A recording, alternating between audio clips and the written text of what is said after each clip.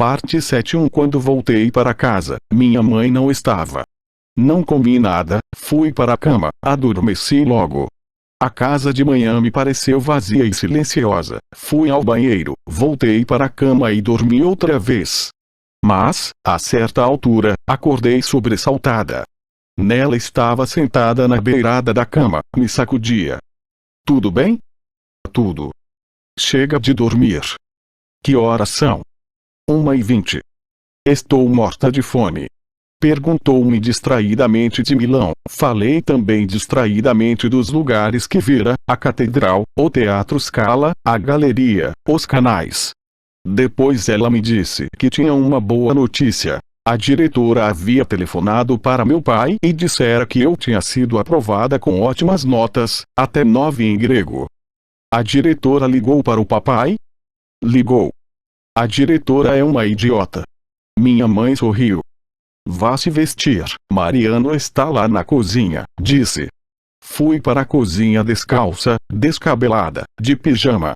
Mariano, que já estava sentado à mesa, levantou-se com um salto, quis me cumprimentar pela minha aprovação, me abraçando e beijando. Constatou que eu estava crescida mesmo, maior do que da última vez que ele me vira, e disse: como você ficou bonita, Giovanna. Uma noite dessas, vamos jantar só eu e você para bater um belo papo. Então se dirigiu à minha mãe com um tom de falsa contrariedade e exclamou: não é possível que essa senhorita frequente Roberto Matese, um dos nossos jovens mais promissores, e fale pessoalmente com ele. Diz sabe-se lá quantas coisas interessantes, enquanto eu, que a conheço desde pequena, não posso nem trocar uma ideia com ela. Minha mãe assentiu com expressão orgulhosa, mas dava para perceber que não sabia nada de Roberto. Então deduzi que meu pai que havia falado com Mariano sobre ele, dizendo que era meu amigo. Mal conheço, falei. É simpático? Muito. É verdade que é napolitano? Mas não do Vomero, lá de baixo. Napolitano mesmo assim. Do que ele está se ocupando? Da compulsão. Ele olhou para mim, perplexo. A compunção. Pareceu decepcionado. No entanto, logo se mostrou curioso. Uma área remota do seu cérebro já estava pensando que talvez a compulsão fosse um tema sobre o qual era urgente refletir. A compunção, confirmei. Mariano se dirigiu à minha mãe, rindo. Viu só, nela. Sua filha diz que mal conhece Roberto Matese e depois descobrimos que eles conversaram sobre compulsão. Comi muito, de vez em quando tocava meus cabelos para ver se estavam bem presos ao couro cabeludo, acariciava-os com os dedos, puxava-os um pouco. No fim da refeição, me levantei e disse que ia tomar um banho. Mariano, que até aquele momento emendara uma frase na outra certo de que estava divertindo tanto a mim quanto a nela, assumiu um ar preocupado, disse: já soube da ida. Fiz sinal negativo com a cabeça. Minha mãe interveio. Foi reprovada. Se você tiver um tempinho, disse Mariano, fique um pouco com ela. Ângela passou de ano e ontem de manhã já foi para a Grécia com um amigo. Ida precisa de companhia e consolo, não faz outra coisa a não ser ler e escrever. Foi reprovada por isso. Lê, escreve e não estuda. Não suportei os rostos pesarosos deles. Consolo por quê? Perguntei. Se vocês evitarem fazer disso uma tragédia, vão ver que Ida não vai precisar ser consolada. Fui me trancar no banheiro. Quando saí, a casa estava em absoluto silêncio. Encostei o ouvido na porta do quarto da minha mãe, nenhum suspiro. Abria um pouquinho, nada. Nela e Mariano, obviamente, me consideraram mal-educada e caíram fora sem nem gritar: tchau, Giovanna. Então liguei para Ida, meu pai atendeu. Parabéns, exclamou feliz assim que ouviu minha voz. Parabéns para você, a diretora é uma espiã a seu serviço. Ele riu satisfeito. Ela é gente boa. Claro. Soube que você esteve em Milão, hóspede de Matese. Quem contou? Demorou alguns segundos para responder. Vitória. Exclamei incrédula. Vocês telefonam um para o outro? Mais do que isso, Ontem ela veio aqui em casa. Costanza tem uma amiga que precisa de assistência noite e dia e pensamos nela. Vocês fizeram as pazes, murmurei. Não, fazer as pazes com Vitória é impossível. Mas os anos passam, envelhecemos. E, aos poucos, com astúcia, você criou uma ponte, muito bem. Você leva jeito para isso, como eu. Também vou seduzir diretores de escola. Isso e muito mais. Como foi com Matese? Pergunte para Mariano, já contei para ele. Vitória me deu o endereço dele, quero mandar uma carta.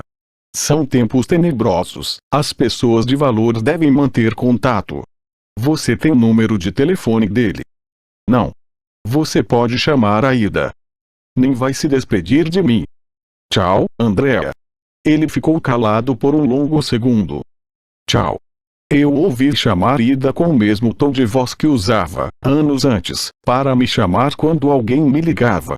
Ida veio logo, disse tristonha, quase com um sussurro. Faça alguma coisa para me tirar desta casa. Nos vemos daqui a 1 hora na Floridiana. 2 Fui esperar Ida na entrada do parque. Ela chegou toda suada, os cabelos castanhos presos em um rabo de cavalo, bem mais alta do que alguns meses antes e magérrima, delicada como uma folha de grama.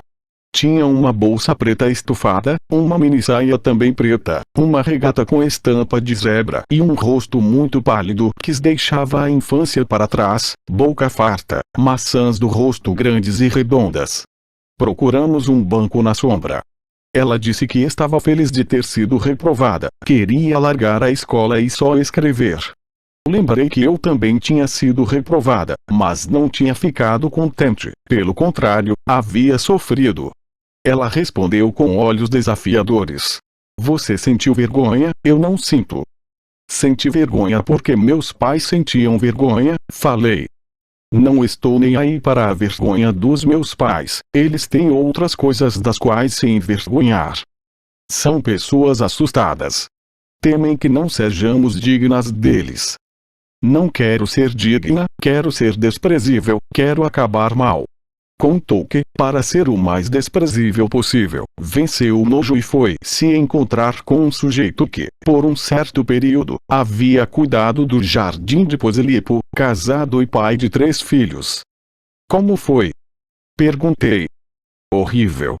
Ele tinha uma saliva que parecia água de esgoto e dizia palavrões o tempo todo.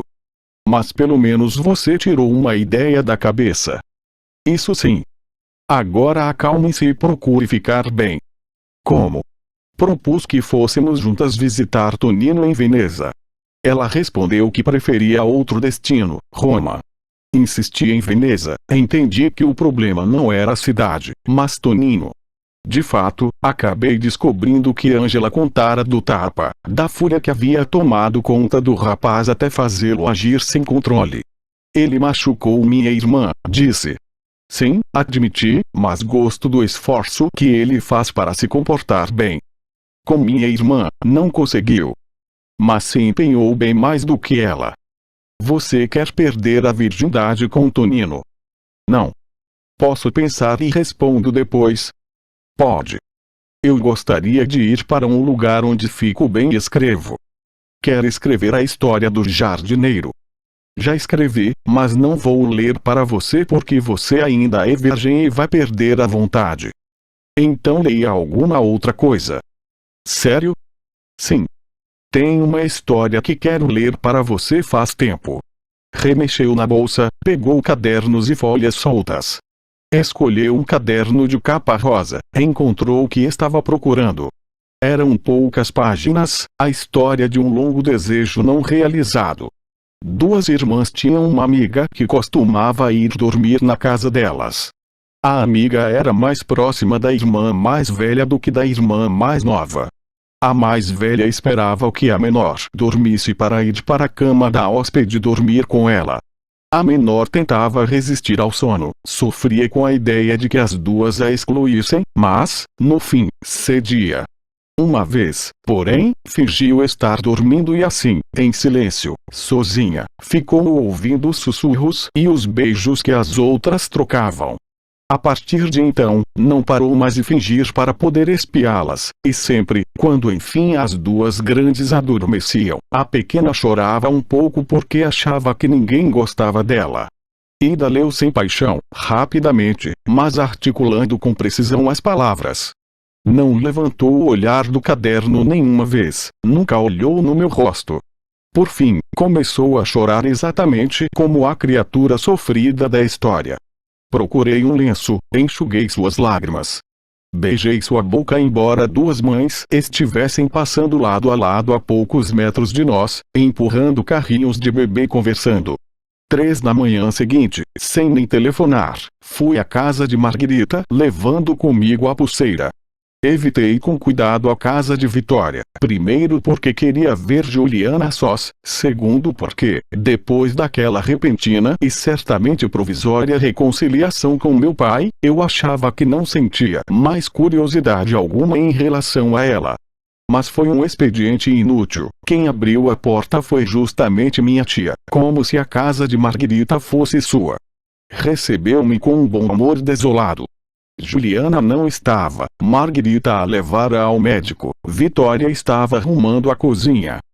Mas entre, disse, como você está bonita, me faça companhia. Juliana como está? Está com os cabelos fracos. Eu sei.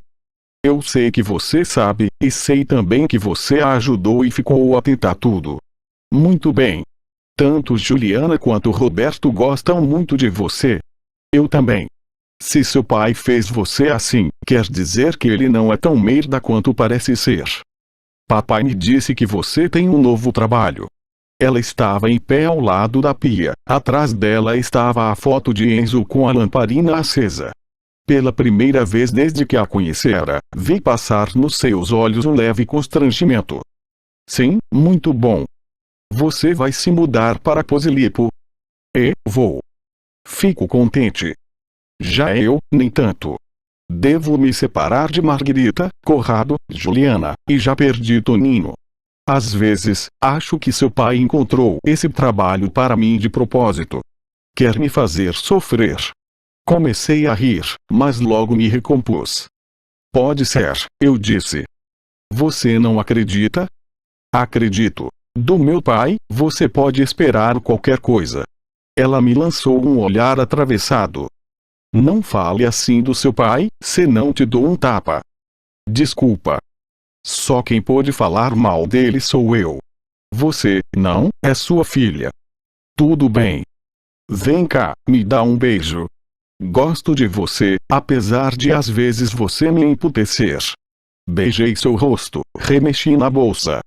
Trouxe a pulseira para Juliana, tinha ido parar na minha bolsa por acaso.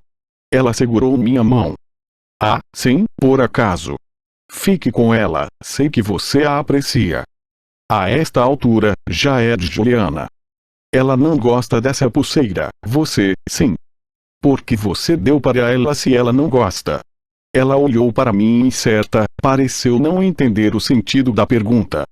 Você está com ciúme? Não. Dei para ela porque eu a via nervosa.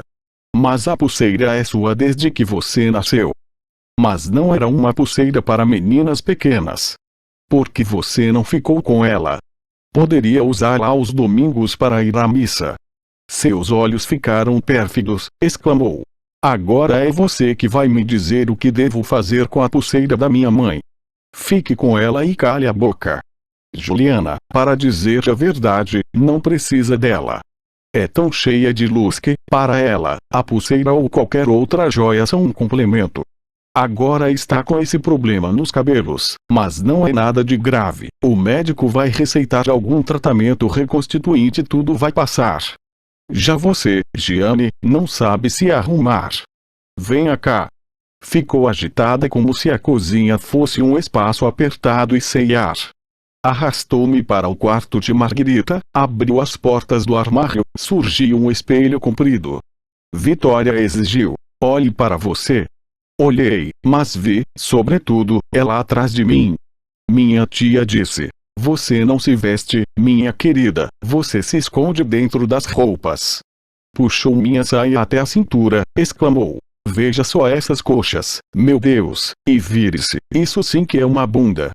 Obrigou-me a virar, deu um tapa bastante violento na minha calcinha, depois me fez virar novamente para o espelho. Nossa Senhora, que curvas! Exclamou acariciando meus quadris. Você deve se conhecer, se valorizar, precisa mostrar as coisas bonitas. Especialmente o peito. Ah, que peito! Você não sabe o que uma garota faria para ter um peito assim.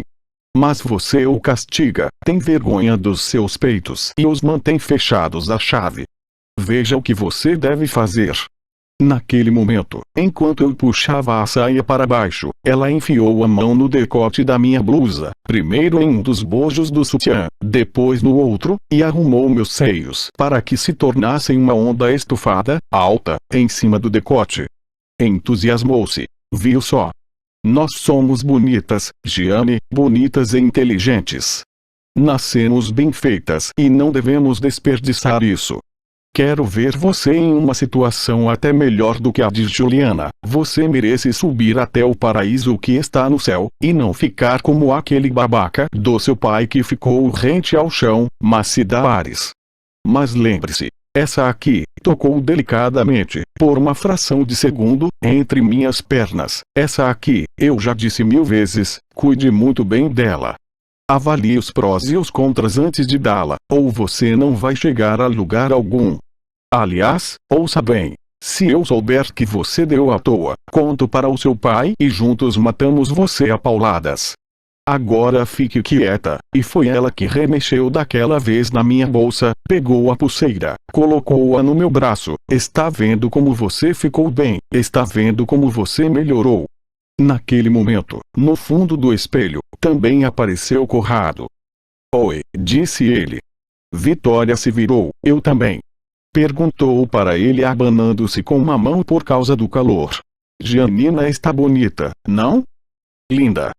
4 Recomendei várias vezes que Vitória mandasse lembranças a Juliana por mim, que dissesse que eu gostava dela e que ela não devia se preocupar com nada, tudo daria certo. Então me encaminhei para a porta, mas esperando que Conrado dissesse: vou dar uma volta com você. Porém, ele ficou calado, perambulando desanimadamente. Fui eu que disse: Conrado, você me acompanha até o ponto de ônibus? Sim, vá com ela, ordenou Vitória, e ele me seguiu de má vontade pela escada, pela rua, sob um sol atordoante. O que você tem? Perguntei. Ele deu de ombros, murmurou alguma coisa que não entendi, disse com maior clareza que se sentia sozinho. Tonino tinha ido embora, Juliana logo se casaria e Vitória estava prestes a se mudar para Posillipo, que era como uma outra cidade. Eu sou o bobo da casa e devo ficar com minha mãe, que é mais boba do que eu, disse. Vá embora você também. Para onde? Para fazer o quê? De qualquer maneira, não quero ir embora. Nasci aqui e é onde eu quero ficar. E então? Ele tentou se explicar. Disse que sempre havia se sentido protegido pela presença de Tonino, de Juliana e sobretudo de Vitória. Murmurou. Giane, eu sou como minha mãe, somos duas pessoas que aguentam tudo porque não sabem fazer nada e não têm importância alguma. Mas, quer saber de uma coisa? Assim que Vitória for embora, tiro aquela foto do papai da cozinha. Nunca suportei, me dá medo e já sei que minha mãe vai concordar. Eu o encorajei, mas disse que não deveria se iludir. Vitória nunca iria embora definitivamente, voltaria várias vezes, cada vez mais sofrida e cada vez mais insuportável. Convém você ir ficar com Tonino, aconselhei. A gente não se dá bem. Tonino sabe resistir. Eu, não. Talvez eu dê um pulo em Veneza e passe para dar um oi. Muito bem, mande lembranças minhas e diga que ele só pensou em si mesmo e não deu a mínima para a mamãe, para Juliana, para mim. Pedi o endereço do irmão, mas ele só tinha o nome do restaurante onde Tonino trabalhava. Depois de desabafar um pouco, quis voltar a interpretar seu papel de sempre. Brincou misturando ternura e propostas obscenas, então eu disse rindo: ponha bem na sua cabeça, Corra, nunca vai acontecer nada entre nós. Depois fiquei séria e pedi o número de telefone de Rosário. Ele me olhou surpreso e quis saber se eu havia decidido trepar com seu amigo. Como eu respondi que não sabia e ele queria um não decidido, assumiu o tom de um irmão mais velho que queria me proteger de escolhas perigosas. Continuou por um tempo, percebi que ele não queria me dar o número. Então eu ameacei. Tudo bem, eu acho sozinha, mas vou dizer a Rosário que você está com ciúme e não quis me dar o número dele. Então ele cedeu, mesmo continuando a resmungar. Vou contar para a Vitória e ela vai contar ao seu pai e vão acontecer coisas horríveis. Sorri, quis dar um beijo no seu rosto, disse com toda a seriedade. Corra, você assim me faz um favor, sou a primeira a querer que Vitória e meu pai saibam, ou melhor, você deve jurar que, se acontecer, vai contar. Enquanto isso, o ônibus chegou e eu deixei na calçada, confuso. 5 nas horas seguintes, percebi que eu não tinha urgência alguma de perder a virgindade. Rosário, é claro, por motivos obscuros, me atraía um pouco, mas não telefonei para ele. Telefonei para Aida para saber se havia decidido ir comigo a Veneza e ela disse que estava pronta, tinha acabado de falar com Costanza, a mãe estava contente de não tê-la por perto por um tempo e havia lhe dado muito dinheiro. Logo depois, procurei Tonino no número de telefone do restaurante onde ele trabalhava.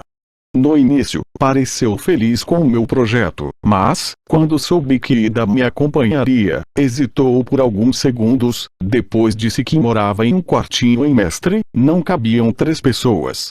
Respondi: Tony, nós, de qualquer forma, vamos passar para dar um oi. Se você quiser nos encontrar, tudo bem, se não, paciência. Ele mudou de tom, jurou que estava contente, que ia nos esperar. Como, indo para Milão, eu já havia gastado com trens todo o dinheiro que minha mãe me dera de presente de aniversário, insistia até ela me dar mais dinheiro, daquela vez por eu ter passado de ano.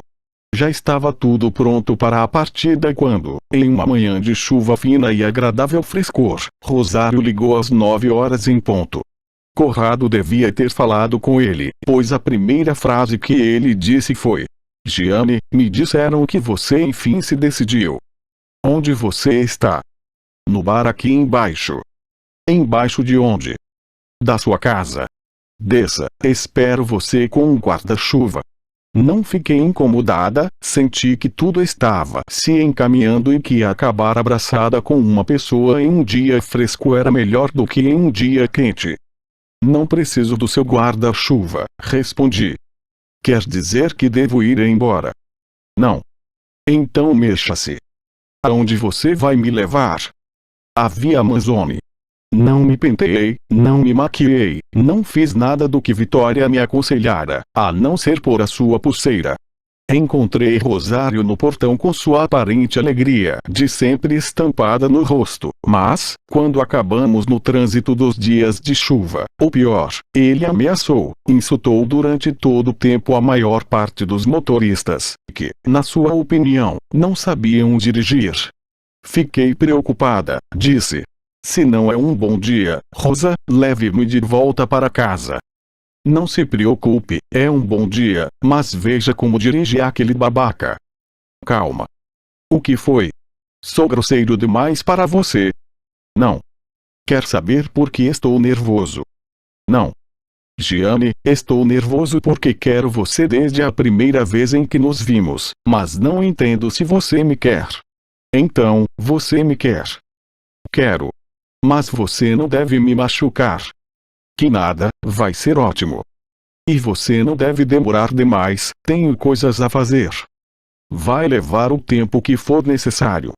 Encontrou uma vaga bem na frente do edifício, uma construção de pelo menos 5 andares. Que sorte, falei enquanto ele, mal tendo trancado o carro, saía depressa em direção à entrada. Não é sorte, disse, todos sabem que a vaga é minha e ninguém deve ocupá-la. Senão eu atiro. Você é um gangster? E você é uma garota de boa família que está no ensino médio? Não respondi. Subimos em silêncio até o 5º andar. Pensei que, dali a 50 anos, se eu e Roberto fôssemos muito mais amigos do que naquele momento, eu falaria daquela tarde para que ele a explicasse para mim. Ele sabia dar sentido a tudo o que fazíamos, era o seu trabalho, e, segundo meu pai Mariano, ele era bom no que fazia. Rosário abriu a porta, o apartamento estava todo escuro. Espere, ele disse. Não acendeu a luz, movimentou-se com segurança, levantou as persianas uma depois da outra. A claridade cinzenta do mau tempo se difundiu por um grande aposento vazio, não havia uma cadeira sequer. Entrei, fechei a porta atrás de mim, ouvi as rajadas de chuva contra as janelas e o uivo do vento. Não dá para ver nada, falei olhando pelos vidros. Escolhemos mal o dia. Não, me parece o dia certo. Ele veio com passo rápido na minha direção, agarrou minha nuca com uma mão e me beijou apertando com força meus lábios e procurando abri-los com a língua.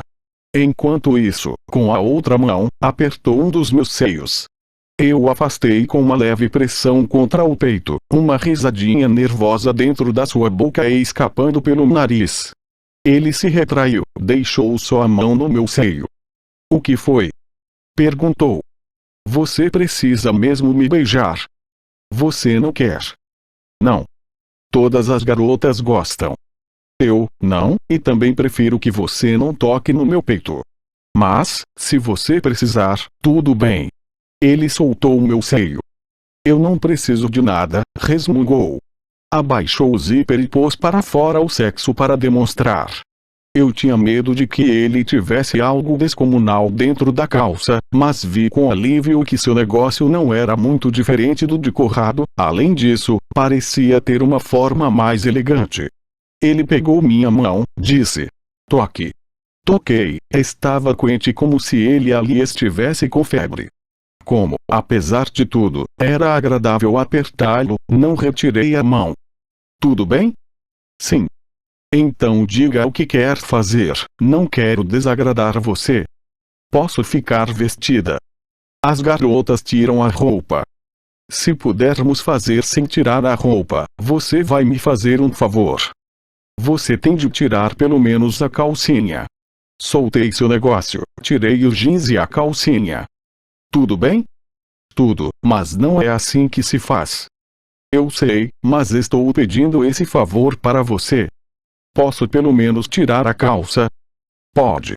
Tirou os sapatos, a calça, a cueca. Tinha pernas muito finas e peludas, pés magros, compridos, calçava pelo menos 45. Ficou de paletó de linho, camisa, gravata e, logo embaixo, o membro ereto que se esticava para além das pernas e os pés descalços, como um inquilino briguento que foi perturbado. Éramos ambos feios, ainda bem que não havia espelhos. Deito no chão? Perguntei. Nada disso, tem uma cama.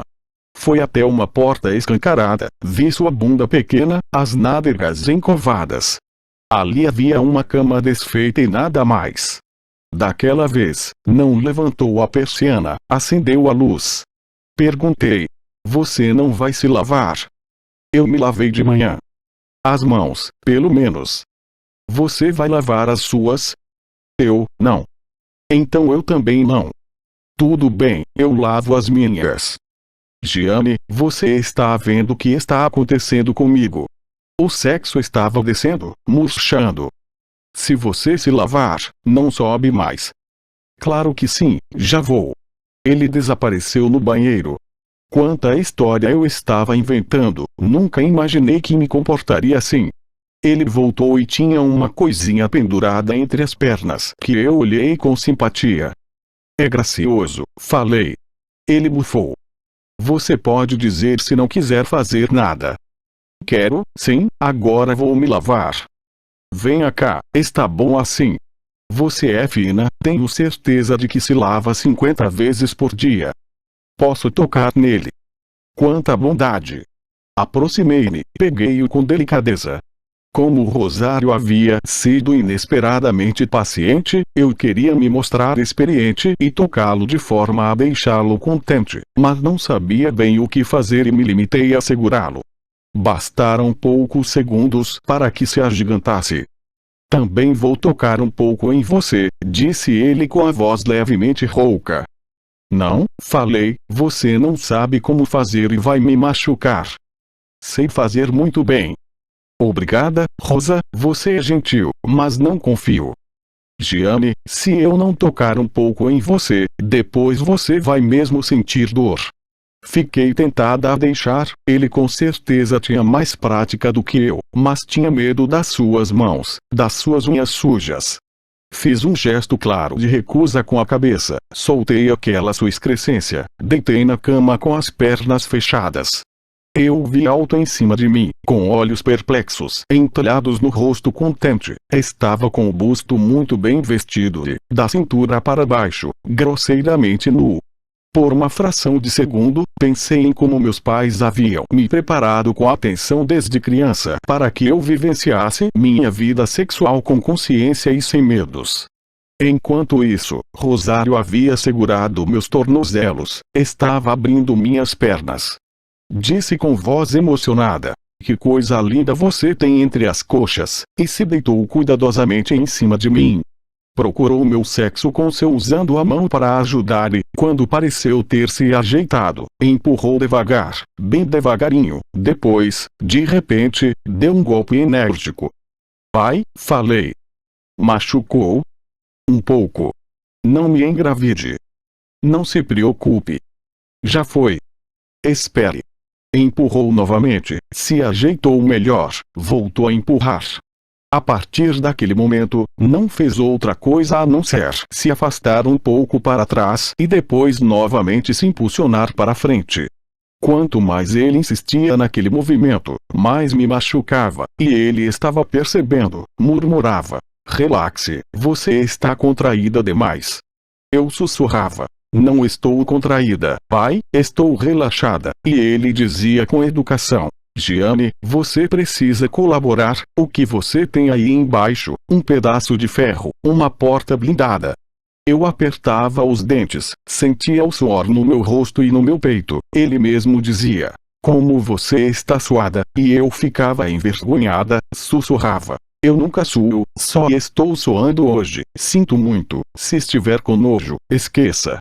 Finalmente ele me penetrou totalmente com tal força que tive a impressão de um longo rasgo na barriga. Foi um instante, ele se afastou de repente, causando-me ainda mais dor do que quando havia me penetrado.